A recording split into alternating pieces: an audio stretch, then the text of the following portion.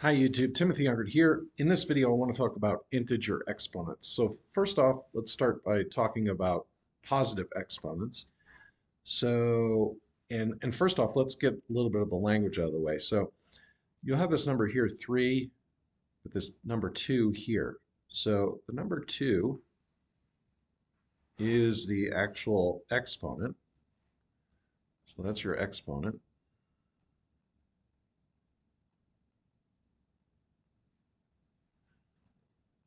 And this number here, the 3, is your base. And what this means is we take the number of the exponent, and in this case 2, and we take 2 of the base and multiply them together. So this is 3 times 3, and that equals 9. Okay, so let's look at the next one. Okay, so here's the base. Base is 2.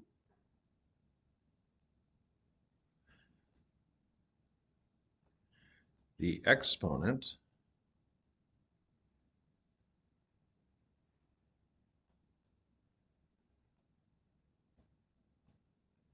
is 3. And what this means is you take 3 of the base, so 3 2's, and multiply them together. So 2 times 2 times 2.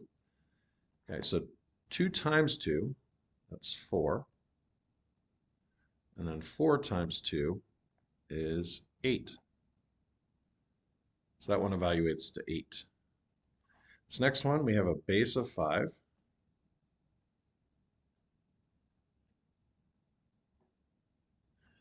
And an exponent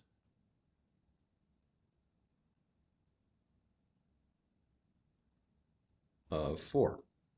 So that means we take 4 5's and multiply them together. So this is 5 times 5 times 5 times 5. Okay, so 5 times 5 is 25. And then 25 by 5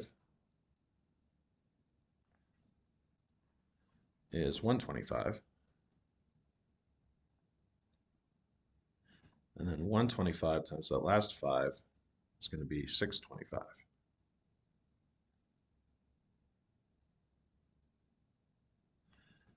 All right, so these are positive exponents. That's how positive exponents work. Let's take a look at exponents where the exponent is 0. Okay, the next thing I want to talk about is 0 exponents. And I think it helps to explain 0 exponents if we actually start with a power higher than 0. So let's start with 3 cubed, or 3 to the third power here. Again, this 3 is the base, this is the exponent, so we take 3 3's and multiply them together. So we do 3 times 3 times 3. That's going to be 9 times 3, which is 27. Okay. If we look at 3 squared, so 3 squared is equal to 3 cubed divided by 3, right? Because 3 squared, right up here, 3 squared is 3 times 3, which is 9, right? So 3 cubed divided by 3 is equal to, well, 27 divided by 3,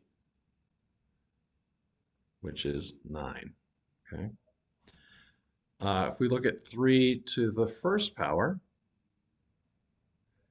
that's basically 3 squared divided by 3, or 9 divided by 3, because we only take one 3 and that's it. Okay, so 9 divided by 3 is 3. So 3 to the first power is 3. Now, 3 to the 0 power is 3 to the first power divided by 3, if you follow the pattern here. So it's, 3 divided by 3, which is 1. Okay, so if we have something to the 0 power, like 4 to the 0 power is 1, 2 to the 0 power is 1, um, -9, a base of -9 to the 0 power is 1, and so on. Okay, next up, let's talk about negative exponents. Okay, so if we continue our pattern from the last step of going down by threes, well, then it would reason that 3 to the -1 power is 3 to the 0 power divided by 3. Okay, so that's really 1 divided by 3, which we can write as a fraction as 1 over 3, which we could also write as 1 over 3 to the first power. Okay, if we take 3 to the -2 power, well, that's 3 to the -1 power divided by 3. So that's going to equal 1/3 divided by 3, or you could do it with fraction multiplication. 1/3 times the reciprocal of 3, which is 1/3, which is 1 over 3 times 3, which is 9. Another way we could write this is 1 over 3 squared.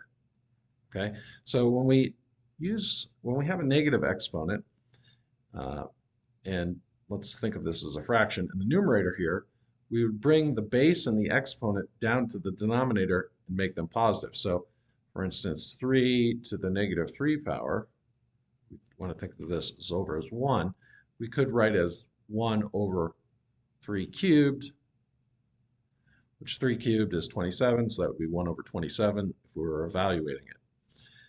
Now, interestingly, if we have like the reverse of this situation, if I have 1 over 3 to the -3 power, I can bring this up, the 3 to the -3. So the base of 3 to the -3 power, I can bring it up to the numerator and make the exponent positive. So I swap where the base is. If it's in the numerator, I put it in the denominator, and then I swap the sign of the exponent.